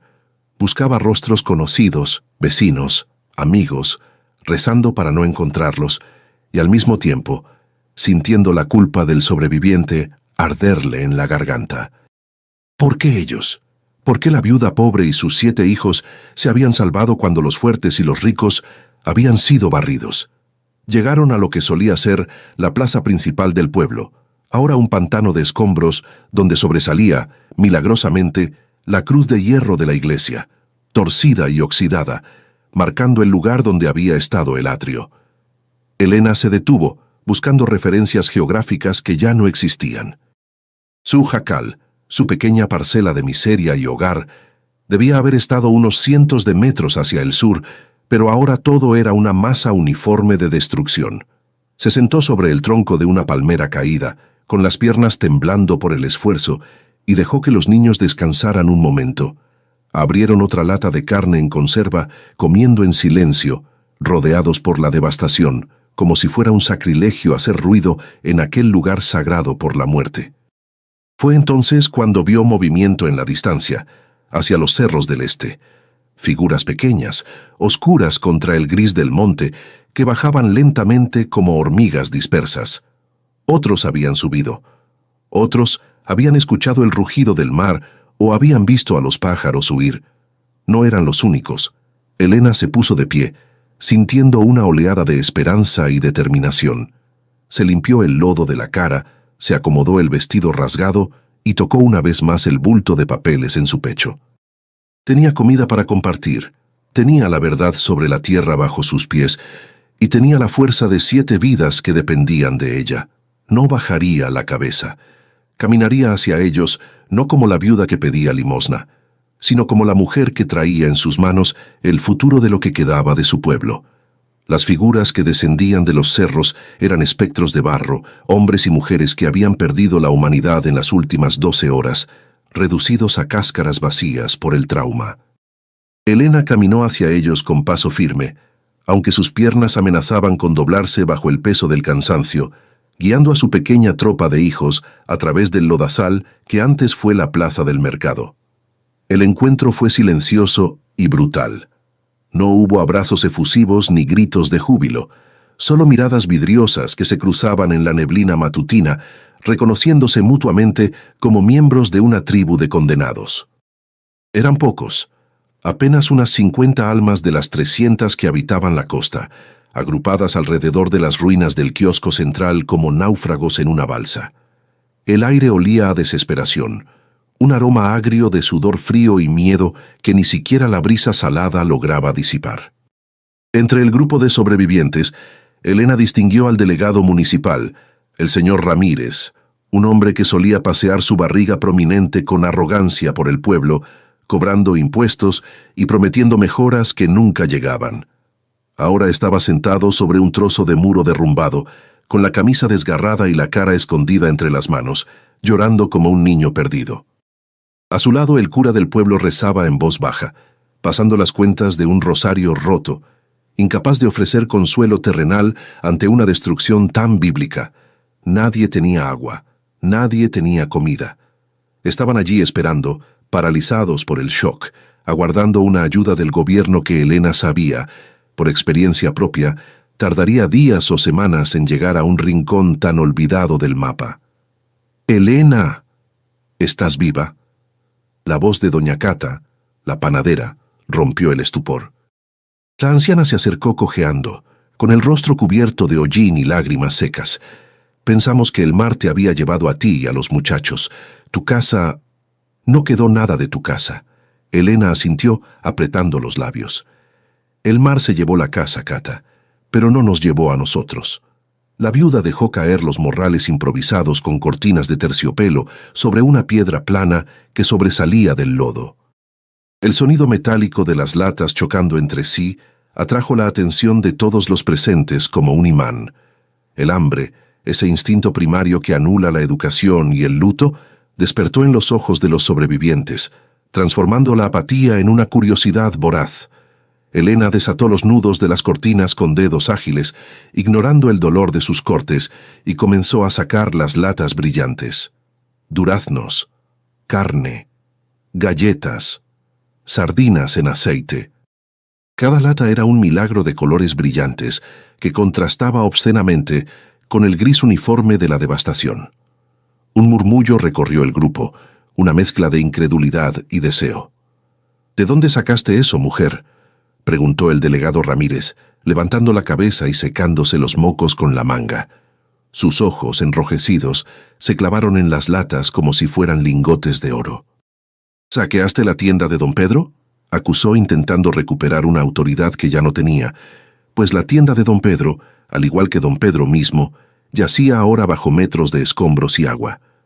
No hay tiendas, Ramírez. Ya no hay nada, respondió Elena con una frialdad que cortó el aire. Tomó una lata de carne y se la entregó a doña Cata, luego una de fruta para una madre joven que intentaba amamantar a un bebé que lloraba de hambre. Esto salió de la tierra, no del mar. Salió del sanatorio. La mención del edificio maldito provocó un retroceso instintivo en el grupo. Varios se persignaron rápidamente. «¡El sanatorio!», exclamó el cura, deteniendo sus rezos. «Hija mía, ese lugar es profano. Está lleno de espíritus malignos. Esa comida está maldita». Elena lo miró fijamente, sostuvo la mirada del hombre de fe hasta que éste bajó la vista. «Maldita es el hambre, padre. Maldita es la muerte que nos rodea. Esta comida nos mantuvo vivos a mis hijos y a mí. Si los espíritus la guardaron, entonces los espíritus son más misericordiosos que los vivos». Elena continuó repartiendo las provisiones sin pedir permiso ni esperar bendiciones. Abrió las latas con la navaja de nácar que había traído, pasando la comida de mano en mano. El sonido de la gente comiendo, masticando con desesperación, rompió el hechizo de muerte que cubría la plaza. El almíbar corría por las barbillas sucias, la carne salada devolvía el color a las mejillas pálidas. Era una comunión pagana en medio del apocalipsis, oficiada por una viuda con las manos ensangrentadas. El delegado Ramírez, vencido por su propio estómago, aceptó una lata de galletas y comió con la cabeza gacha, humillado por ser alimentado por la mujer a la que tantas veces había ignorado cuando pedía ayuda para reparar su techo. Cuando el hambre más urgente fue aplacada, las preguntas volvieron, pero esta vez con otro tono, uno de miedo reverencial. «¿Qué más había ahí arriba, Elena?», preguntó un pescador viejo, mirando hacia la silueta del sanatorio que se recortaba contra el cielo nublado en la cima de la colina del diablo. «¿Es cierto lo que decían? ¿Que se oyen lamentos?». Elena se limpió las manos en el delantal y miró hacia la colina. «No hay lamentos, compadre. Solo había un muerto, un hombre solo que se murió de miedo hace mucho tiempo». No mencionó el oro. Sabía que el brillo del metal podía envenenar a los hombres más rápido que el cianuro, y en ese momento de fragilidad, la codicia podría desatar una violencia que terminaría de destruir lo que el mar no pudo. «Lo perdimos todo», gimió una mujer, abrazada a sus rodillas. «Las casas, los botes, y ahora dicen que van a aprovechar para sacarnos». La voz del delegado Ramírez volvió a sonar, esta vez con un tono de resignación burocrática. «Es verdad. Antes del tsunami, ya habían llegado avisos del gobierno estatal. Decían que estos terrenos son irregulares, que no tenemos escrituras. Ahora que todo está destruido, van a declarar la zona inhabitable y expropiarán la costa para hacer hoteles. Nos van a mandar a la sierra, lejos del mar. No tenemos nada con qué defendernos, ni un papel, ni un título. Somos ocupantes ilegales en nuestra propia tierra». Elena sintió el peso del paquete que llevaba pegado al pecho, quemándole la piel. Recordó las noches en vela preocupada porque la echaran de su jacal. Recordó a José peleando con los inspectores que venían a medir los terrenos y se iban con sobornos. Recordó el esqueleto de don Fausto y su libro de contabilidad manchado de infamia. La ira caliente y justa subió por su garganta. Se puso de pie sobre la piedra, elevándose por encima de los hombres derrotados, y metió la mano dentro de su vestido. El crujido del papel pergamino sonó fuerte en el silencio posterior a la comida. «Usted se equivoca, delegado», dijo Elena, y su voz resonó con una autoridad que nadie en el pueblo le había conocido jamás. «No somos ocupantes, somos dueños, y tengo la prueba aquí mismo». Sacó el legajo de documentos protegidos por la carpeta de cuero que había robado al muerto. Los papeles estaban amarillentos, pero los sellos de cera roja y las firmas notariales eran inconfundibles. Elena desató la cinta negra y abrió la primera escritura, alisándola con cuidado sobre su rodilla para que todos pudieran ver el encabezado caligrafiado en tinta ferrogálica. Escritura de posesión de la bahía de San Lorenzo y terrenos adyacentes. Leyó en voz alta, aunque apenas sabía leer, descifrando las letras que había memorizado a la luz de la vela. Aquí dice que estas tierras fueron compradas hace 50 años a nombre de la comunidad de pescadores, representados por Fausto Mondragón como albacea. El nombre del cacique cayó como una bomba. «Don Fausto», exclamó doña Cata. «El ladrón que se llevó el dinero no se llevó nada», interrumpió Elena. «Se quedó con todo. Escondió los papeles para hacernos creer que no éramos dueños de nada, para cobrarnos renta por lo que ya era nuestro, para tenernos de rodillas. Pero se murió, y los papeles se quedaron ahí esperando». Elena caminó hacia el delegado y le puso los documentos en el pecho, golpeándolos suavemente con ellos. «Lea, Ramírez, lea, y dígame si nos van a sacar. Aquí están los nombres de sus abuelos, de los míos, de los padres de todos nosotros. Don Fausto nunca fue el dueño, fue el administrador que nos traicionó, pero la tierra es nuestra. Legalmente, cada metro de arena, cada piedra de este lugar, nos pertenece desde 1902. El delegado tomó los papeles con manos temblorosas, ajustándose los lentes rotos que le colgaban de una oreja, leyó en silencio, moviendo los labios, y su expresión pasó de la incredulidad al asombro absoluto. Es legítimo», balbuceó Ramírez, levantando la vista hacia los sobrevivientes que lo miraban conteniendo el aliento. «Tiene el sello del registro público de la propiedad de la capital, fechado antes de la Revolución. Es un título comunal inalienable. Nadie puede expropiarnos. Ni el gobernador ni Dios Padre». Un grito ahogado salió de la garganta de doña Cata, seguido por sollozos de alivio que se contagiaron rápidamente. No lloraban por las casas perdidas, sino por la tierra recuperada. Habían perdido los techos, pero habían ganado el suelo bajo sus pies. La viuda, la mujer que lavaba ropa ajena para sobrevivir, les acababa de devolver la dignidad con un puñado de papeles viejos rescatados de una tumba. Elena observó la transformación en los rostros de sus vecinos. La desesperación se convertía en una chispa de rabia y esperanza. Ya no eran víctimas esperando caridad, eran propietarios enfrentando una tragedia. Se volvió hacia sus hijos, que la miraban con orgullo, aunque no entendían del todo la magnitud de lo que acababa de pasar. Sabía que el camino sería duro, tendrían que limpiar el lodo, enterrar a los muertos y reconstruir desde cero, pero lo harían en su propia tierra.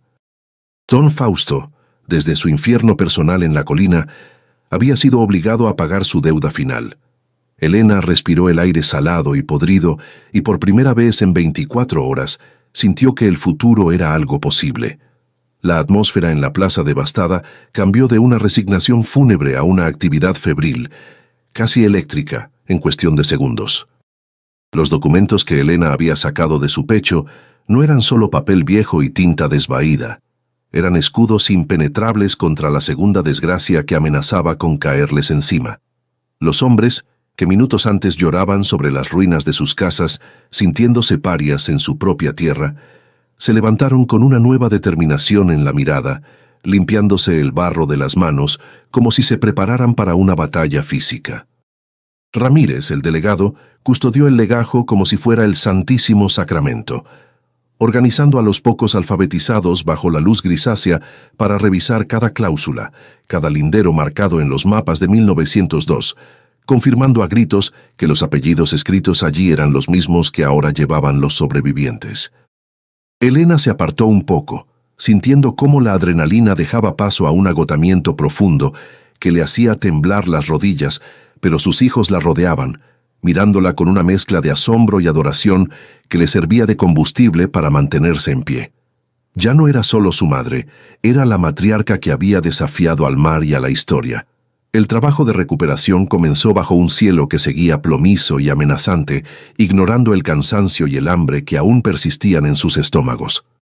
No tenían herramientas, así que usaron las manos desnudas, palos y trozos de lámina retorcida para remover el lodo pestilente que cubría lo que quedaba de sus vidas materiales. El olor era insoportable, una mezcla densa de pescado podrido, desagüe revuelto y la dulzura empalagosa de la muerte animal que empezaba a hincharse bajo el sol que intentaba salir tímidamente. Pero nadie se quejó. El silencio depresivo se había roto. Trabajaban hombro con hombro, desenterrando vigas, buscando ollas abolladas, recuperando redes enredadas en las ramas altas de los árboles supervivientes. Elena dirigió a un grupo de mujeres para improvisar un refugio colectivo usando los escombros del atrio de la iglesia, el único lugar con muros de piedra que habían resistido parcialmente el embate del agua. La solidaridad, antes un concepto abstracto en un pueblo de individualistas, se convirtió en sudor compartido y músculos tensos jalando hacia el mismo lado. A media mañana, el sonido de motores pesados rompió la sinfonía de palas y lamentos, congelando a todos en sus lugares. Un convoy de camiones militares, seguidos por vehículos oficiales negros salpicados de barro fresco, se abrió paso a duras penas por el camino destrozado que conectaba la costa con la carretera principal, aplastando los escombros bajo neumáticos gigantes. Habían llegado las autoridades, pero no traían mantas ni medicinas en la primera avanzada, como todos esperaban con ingenuidad. Traían ingenieros con teodolitos y burócratas con carpetas limpias y botas brillantes que caminaban con cuidado para no ensuciarse el dobladillo de los pantalones. Elena vio cómo Ramírez se tensaba, alisándose la camisa rota y sucia, y se puso de pie a su lado instintivamente, formando un frente unido. Sabía que este era el momento crucial. Si mostraban debilidad ahora, los documentos no servirían de nada ante la maquinaria del Estado. Tenían que demostrar que no eran damnificados esperando ser rescatados por caridad, sino propietarios defendiendo su tierra por derecho. Un hombre bajo, con traje gris impecable y un aire de importancia impostada que no encajaba con la tragedia, descendió del primer coche negro, mirando el paisaje apocalíptico, con una mueca de disgusto evidente tras un pañuelo perfumado. Se presentó como el licenciado Vargas, enviado especial de la gobernación para evaluar la zona de desastre y coordinar la evacuación total y definitiva. «Señores», dijo con voz amplificada por un megáfono de mano sin mirar a nadie a los ojos, «esta área ha sido declarada zona de alto riesgo y propiedad federal inestable por decreto de emergencia. Tienen 2 horas para reunir lo que puedan salvar. Los camiones los llevarán a un albergue temporal en la sierra, lejos de la costa. Después, el ejército procederá a demoler lo que queda y a cercar el perímetro por seguridad sanitaria». El silencio que siguió fue denso, cargado de una violencia contenida que hizo que los soldados pusieran las manos en sus armas. Nadie se movió hacia los camiones. Elena dio un paso al frente, con Ramírez a su flanco, y el viento pareció detenerse para escuchar lo que iba a suceder. «Nadie se va a ir a la sierra, licenciado», dijo Elena, y su voz, ronca por el humo y los gritos de la noche anterior, cortó el aire húmedo con más filo que un cuchillo de pescador. «Y nadie va a demoler nada aquí sin nuestro permiso firmado». El funcionario soltó una risa incrédula y condescendiente, bajando el megáfono. «Señora, entiendo su dolor y su confusión, pero no está en posición de negociar con el gobierno. Estos son terrenos baldíos ocupados irregularmente durante años. El Estado tiene la potestad de velar por su seguridad y...» Ramírez lo interrumpió bruscamente, extendiendo la escritura abierta frente a la cara del hombre, casi golpeándole la nariz con el papel viejo. «Irregular es nada. Aquí está el título de propiedad comunal, debidamente registrado, sellado y vigente desde 1902. Estas 500 hectáreas son propiedad privada inalienable de la Cooperativa de San Lorenzo. Si nos quieren sacar, tendrán que expropiarnos legalmente y pagarnos el metro cuadrado a precio de oro, o sacarnos muertos uno por uno. Pero por la buena no nos vamos». El licenciado Vargas tomó el documento con desdén, con una sonrisa de suficiencia, pero a medida que leía, su color cambió drásticamente, palideciendo visiblemente bajo la capa de sudor que le perlaba la frente. Revisó los sellos de cera, las firmas autógrafas, las fechas notariales que precedían a cualquier ley moderna de expropiación. Miró a sus asistentes, luego a los militares que parecían incómodos, y finalmente a la masa de gente sucia, herida y furiosa que lo rodeaba armada con palas y piedras. Sabía que legalmente estaba atado de manos. Un desalojo forzoso con esos papeles de por medio sería un escándalo político y jurídico que nadie quería en un año electoral, y menos con la prensa internacional empezando a llegar a la zona. Esto tiene que ser verificado en los archivos de la capital», balbuceó devolviendo los papeles a Ramírez como si quemaran sus dedos manicurados. Pero les advierto, si deciden quedarse, es bajo su propio y absoluto riesgo. No podemos garantizar suministros inmediatos ni seguridad si rechazan la evacuación oficial. Elena lo miró a los ojos, implacable y digna. No queremos sus garantías, señor. Queremos que nos dejen en paz para reconstruir. La ayuda la aceptamos. La lástima y el robo disfrazado de seguridad, no. El convoy se retiró horas más tarde, dejando algunas cajas de suministros médicos básicos y la promesa vaga y a regañadientes de enviar cisternas de agua potable, pero la victoria moral fue absoluta y transformadora. Habían defendido su lugar en el mundo contra una fuerza tan destructiva como el tsunami. Sin embargo, la euforia del momento se desvaneció rápidamente cuando el sol comenzó a caer y los estómagos de los niños volvieron a rugir con dolorosa puntualidad. Las latas que Elena había bajado se habían terminado hacía horas, repartidas hasta la última migaja entre los más pequeños y los ancianos enfermos. La gente miraba a Elena de nuevo, esperando otro milagro, otra solución mágica. Ella miró hacia la colina del diablo, hacia el sanatorio que se recortaba negro y siniestro contra el crepúsculo violáceo. Sabía que arriba quedaban cientos de latas más, un tesoro de calorías vitales, pero también sabía que el edificio estaba herido de muerte y gemía con cada ráfaga de viento. Volver a entrar era una locura suicida, pero el hambre es una forma de locura mucho más persuasiva y urgente que el miedo a morir aplastado. «Hay más comida arriba», anunció Elena a los hombres reunidos alrededor de una fogata hecha con madera de deriva, tomando una decisión que le heló la sangre, pero que sabía inevitable. «Mucha más. Suficiente para alimentarnos a todos por semanas hasta que podamos pescar de nuevo. Pero el edificio se está cayendo por dentro. Necesito voluntarios, hombres fuertes que no tengan miedo a los fantasmas ni a los derrumbes, para sacar todo lo que podamos antes de que la colina se trague el sanatorio». Para su sorpresa, no tuvo que rogar ni convencer. 12 hombres, incluidos el viejo pescador supersticioso que había preguntado por los lamentos, y el propio Ramírez, dieron un paso al frente, sin dudar. El miedo a lo sobrenatural había sido eclipsado por la realidad del hambre y por el respeto profundo que le tenían a esa mujer que había entrado al infierno y había vuelto con las llaves del paraíso. Se armaron con cuerdas, sacos vacíos y las pocas linternas que tenían, y bajo la luz de la luna que empezaba a asomarse entre las nubes de tormenta, comenzaron el ascenso hacia la boca del lobo. Subir la colina de noche fue un vía crucis de sombras alargadas y resbalones en el barro fresco, pero esta vez no iban huyendo como presas, iban cazando como dueños. Al llegar al vestíbulo del sanatorio, Elena sintió un escalofrío familiar recorrerle la espalda. El edificio gemía con el viento, un sonido de animal herido y moribundo que hacía vibrar el suelo bajo sus pies descalzos. Los llevó directamente a la rampa del sótano, que seguía inundada de lodo negro y agua fétida.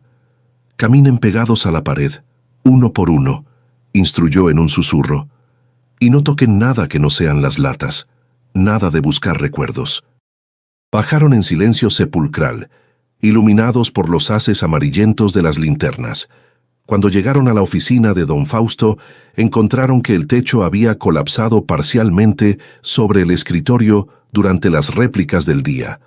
El esqueleto del cacique y su oro maldito habían desaparecido bajo una montaña de concreto y vigas de hierro retorcidas, sepultados tal como Elena esperaba y deseaba en secreto. El misterio de la riqueza manchada de sangre estaba sellado para siempre, protegido por la propia ruina del edificio. Pero las cajas de comida, apiladas en el rincón opuesto al derrumbe, estaban milagrosamente intactas, protegidas por un arco de mampostería robusto que había resistido el impacto del colapso. Los hombres soltaron exclamaciones de asombro reverencial al ver la cantidad de provisiones apiladas en la penumbra. «Dios santo, aquí hay un mercado entero», gritó uno cargando una caja de latas de sardinas con lágrimas en los ojos.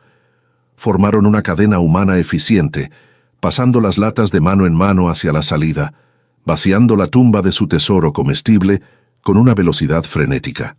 Elena supervisaba la operación, asegurándose de que nadie se acercara demasiado a la zona inestable donde yacía el oro enterrado. No quería que la codicia despertara ahora que tenían lo esencial para vivir. Esa noche, bajaron de la colina cargados como mulas, llevando no solo comida sino la certeza absoluta de que los monstruos del pasado ya no tenían poder sobre ellos. El sanatorio había dejado de ser una casa de muerte prohibida para convertirse, finalmente, en la despensa de la vida de un pueblo que se negaba a morir. Los días que siguieron a la tormenta no fueron de celebración, sino de una reconstrucción lenta y dolorosa, marcada por el ritmo monótono de las palas y el olor a tierra mojada que tardó semanas en desaparecer. Con los estómagos llenos gracias a la despensa del difunto don Fausto, y con la certeza legal de que pisaban suelo propio, la gente de San Lorenzo encontró una fuerza que no sabían que poseían. Ya no esperaban que el gobierno viniera a salvarlos. Los camiones oficiales llegaron, sí, pero solo trajeron láminas de cartón y despensas miserables que palidecían ante la calidad de las latas importadas que Elena había rescatado. La viuda se convirtió, sin haberlo pedido ni deseado, en la arquitecta moral del nuevo pueblo. Organizaba cuadrillas de trabajo, decidía dónde se levantarían los nuevos muros y mediaba en las disputas por los límites de los terrenos, siempre con la carpeta de documentos bajo el brazo como una Biblia indiscutible. La relación del pueblo con la Colina del Diablo cambió radicalmente. Lo que antes era un lugar de terror supersticioso, ahora era visto como el granero de la providencia. Durante las primeras semanas, mientras levantaban chozas provisionales con madera de deriva y escombros, los hombres subían y bajaban diariamente del sanatorio, trayendo no solo comida, sino también muebles recuperables, herramientas viejas y cualquier cosa que sirviera para empezar de nuevo. Elena, sin embargo, prohibió terminantemente que intentaran excavar en la zona derrumbada del sótano. «Ese oro tiene dueño», les decía con una seriedad que helaba la sangre, «y su dueño está ahí abajo, cuidándolo. Si lo desenterramos, desenterramos también la maldición de la avaricia que destruyó este lugar antes». Nadie la contradijo. El respeto por su intuición era absoluto, y además, con la tierra asegurada y la comida en la mesa, la fiebre del oro parecía una enfermedad innecesaria. Con el paso de los meses, el lodo se secó y se convirtió en polvo, y luego en suelo firme donde volvió a crecer la hierba. Las casas se levantaron de nuevo, no de palma y miedo como antes, sino de adobe y piedra, construidas sobre cimientos de propiedad legítima. Elena usó su influencia para negociar créditos con la ciudad vecina, usando las escrituras comunales como aval, algo que nunca hubieran podido hacer antes.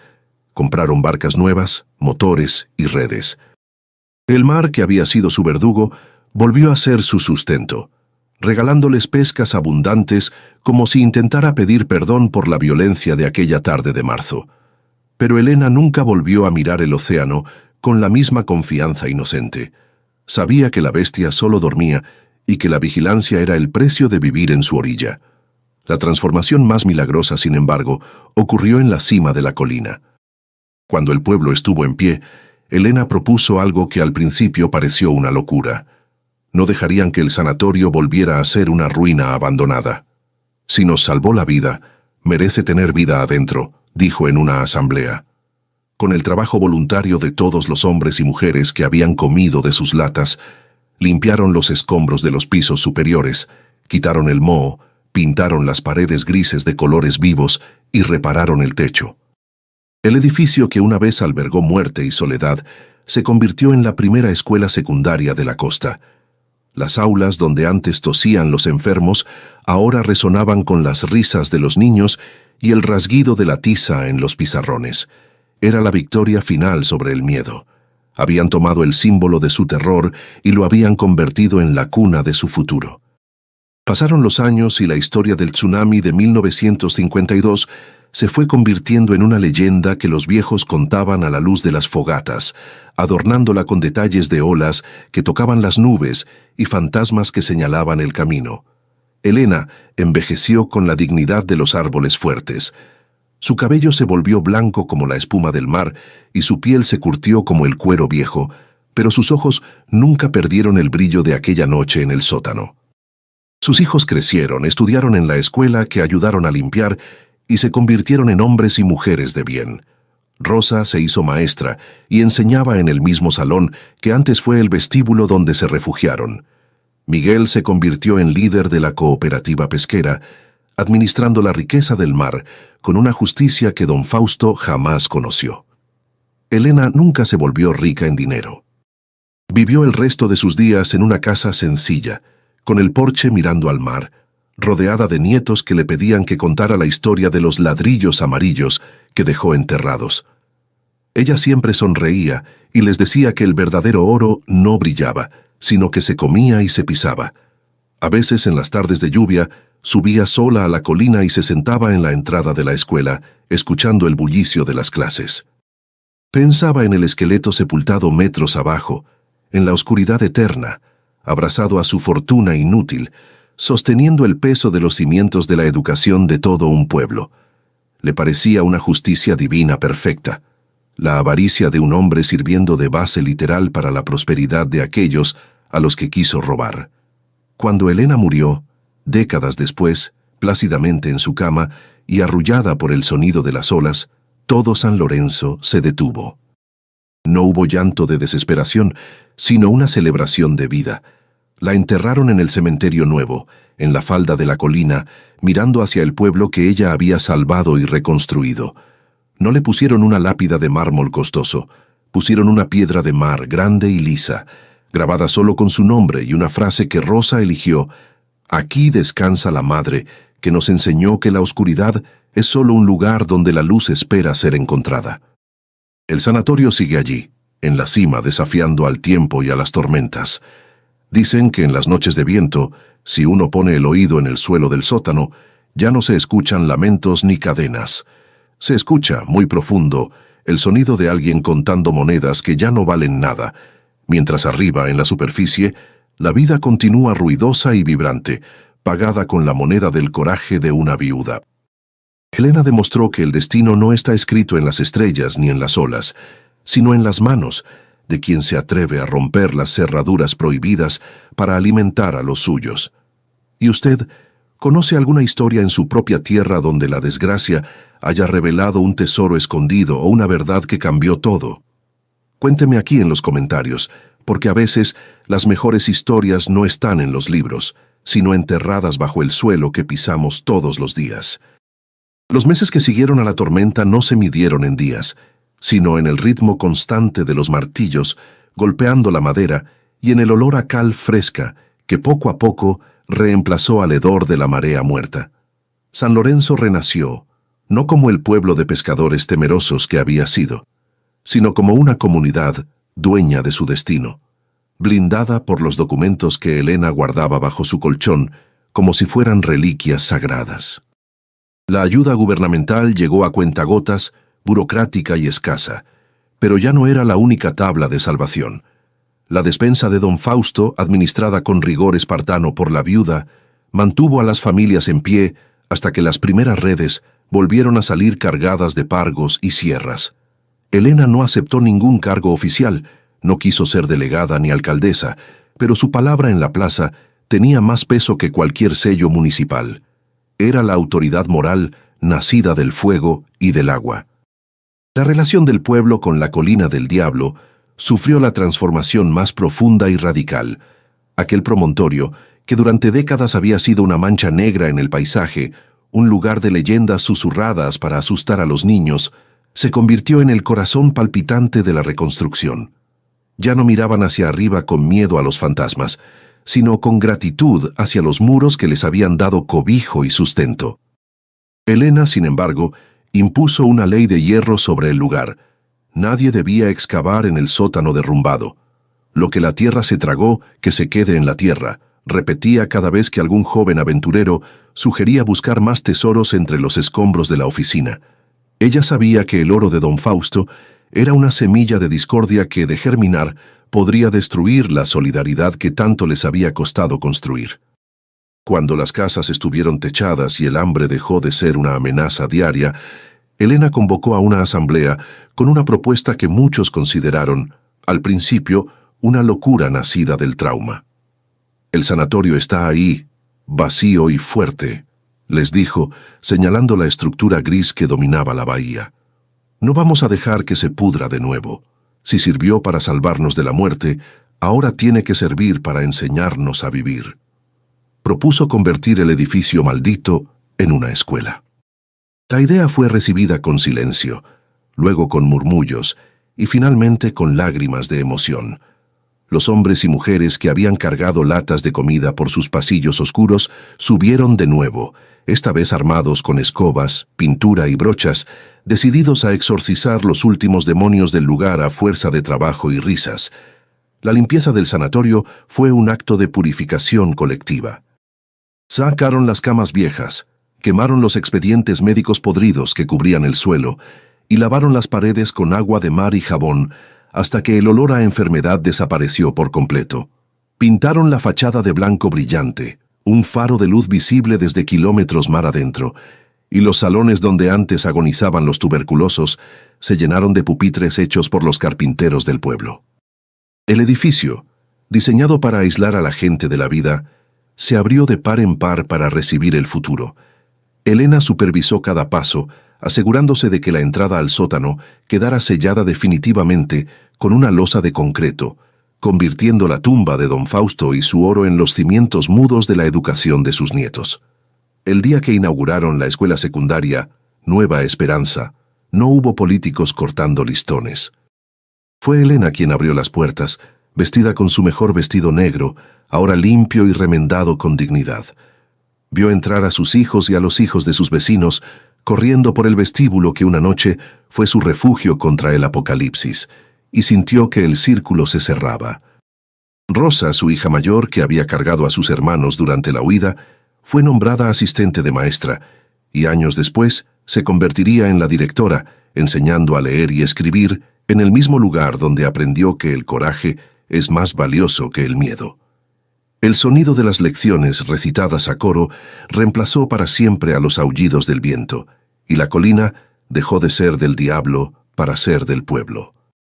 La prosperidad regresó a la costa, pero era una prosperidad diferente, consciente y compartida. Los pescadores, ahora organizados en una cooperativa legal gracias a los títulos de propiedad, negociaban sus precios sin intermediarios abusivos. Compraron camiones refrigerados, mejoraron el muelle y construyeron una clínica pequeña al lado de la iglesia. Helena veía todo esto desde su porche, meciéndose en una silla de madera, con las manos descansando sobre su regazo. Esas mismas manos que habían roto una cerradura de hierro y alimentado a una multitud. Nunca pidió un centavo por el oro que dejó enterrado. Su riqueza caminaba por las calles asfaltadas del pueblo, saludándola con respeto cada mañana. A veces, los forasteros llegaban atraídos por la leyenda del tsunami y el tesoro, preguntando a los viejos dónde estaba el oro del cacique. Elena, si estaba presente, solía reírse suavemente, una risa seca y sabia. «El oro está donde debe estar», les decía, señalando la escuela y las barcas pintadas de colores en la playa. «Lo estamos pisando, lo estamos comiendo y lo estamos viviendo. El otro, el amarillo, ese solo sirve para hacerle peso a los muertos». Y con esa respuesta enigmática, los buscadores de tesoros se iban confundidos, incapaces de entender que para la gente de San Lorenzo, la verdadera fortuna era no tener que bajar la cabeza ante nadie nunca más. Los años pasaron y el cuerpo de Elena se fue curvando como los troncos de los manglares, pero su espíritu permaneció recto. Sus hijos se casaron, tuvieron sus propios hijos y la casa se llenó de nuevas voces que le pedían que contara la historia de la noche oscura. Ella se las contaba, no como un cuento de terror, sino como una lección de resistencia. Les hablaba del mar que se retira para tomar impulso, de la oscuridad que es necesaria para ver la luz de una vela, y de cómo, a veces, los monstruos que más tememos, como el esqueleto del sótano, terminan siendo nuestros salvadores involuntarios. Nunca glorificó a don Fausto, pero tampoco lo odió.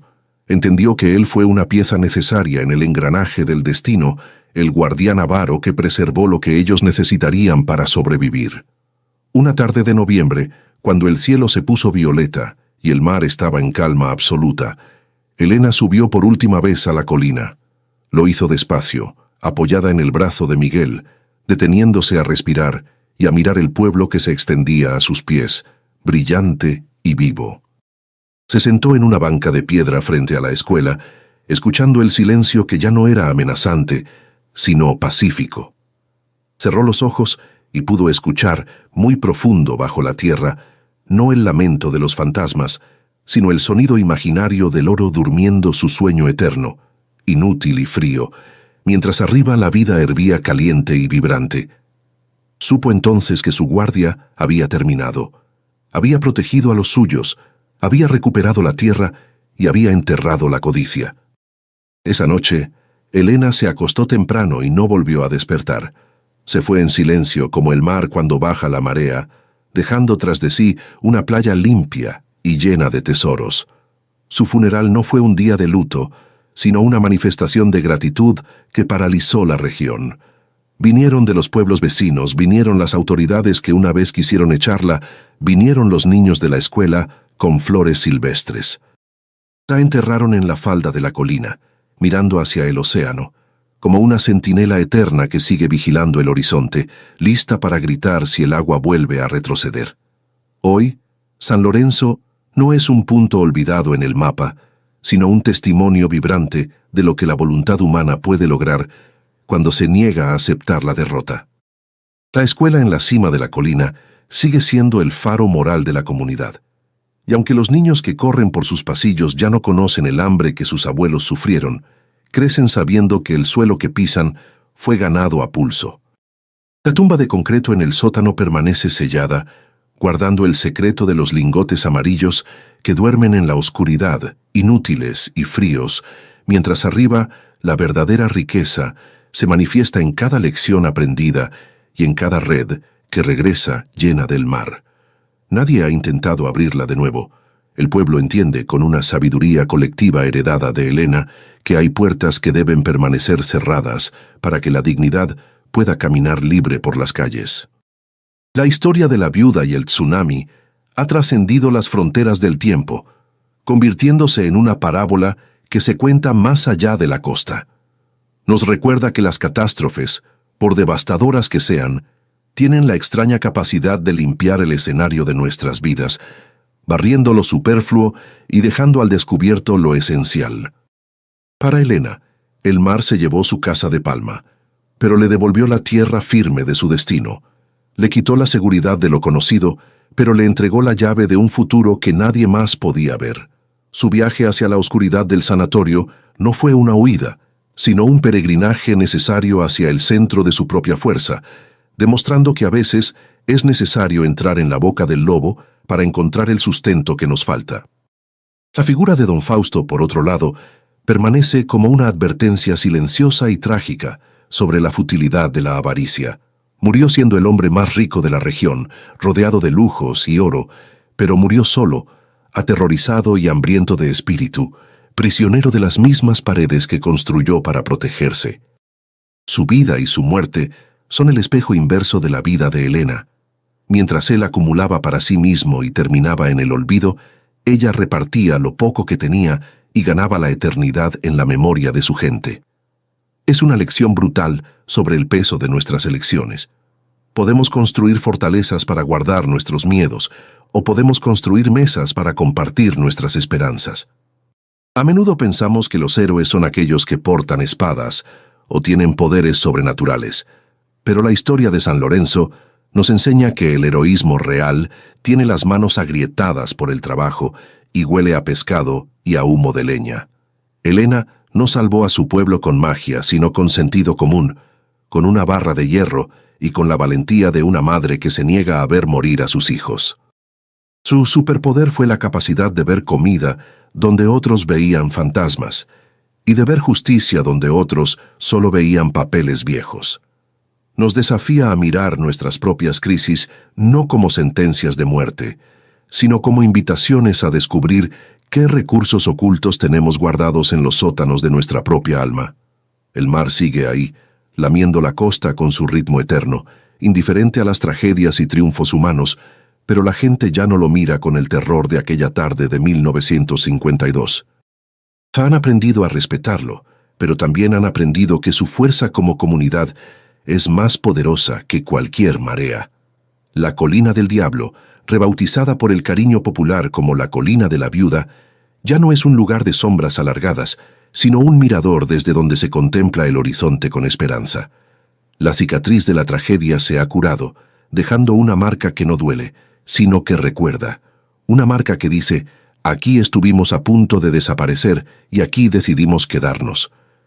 En un mundo obsesionado con el éxito material y la acumulación rápida, la decisión de Elena de dejar el oro enterrado resuena como un acto de rebeldía radical. Eligió la vida sobre el capital, la comunidad sobre el individuo, el futuro sobre el presente inmediato. Nos obliga a cuestionarnos qué haríamos nosotros en su lugar. ¿Tendríamos la fortaleza de carácter para dar la espalda a una fortuna manchada de sangre?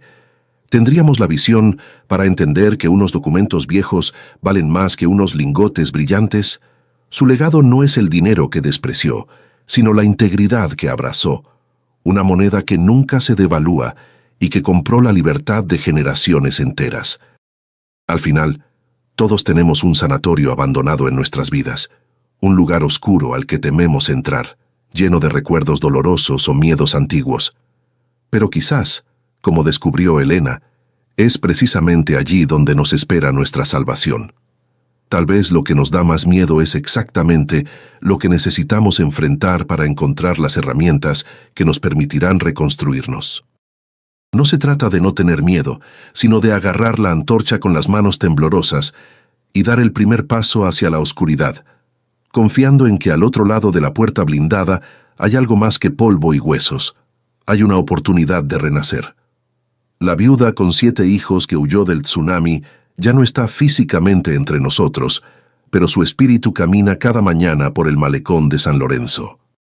Está en la sonrisa de la maestra que abre la escuela, en las manos del pescador que remienda su red, en el orgullo de la anciana que muestra su escritura de propiedad.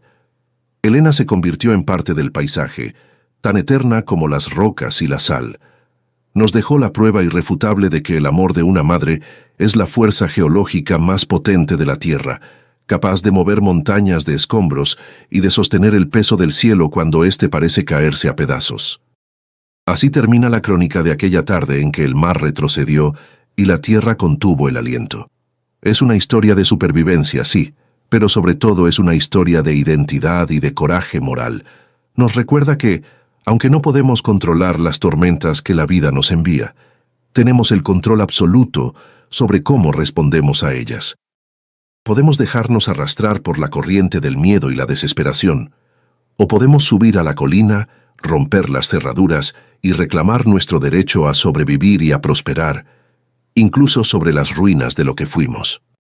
¿Y usted ha escuchado alguna historia parecida en su propia familia o en el lugar donde vive, donde una desgracia aparente terminó revelando una bendición oculta que cambió el destino de todos? Me encantaría leer su historia aquí abajo en los comentarios, porque creo firmemente que compartir estos relatos es la mejor manera de mantener viva la esperanza en tiempos difíciles. Si la historia de Elena y su valentía inquebrantable le ha tocado el corazón, por favor, compártala con alguien que necesite un recordatorio de que, incluso en la oscuridad más profunda, siempre hay una luz esperando ser encendida.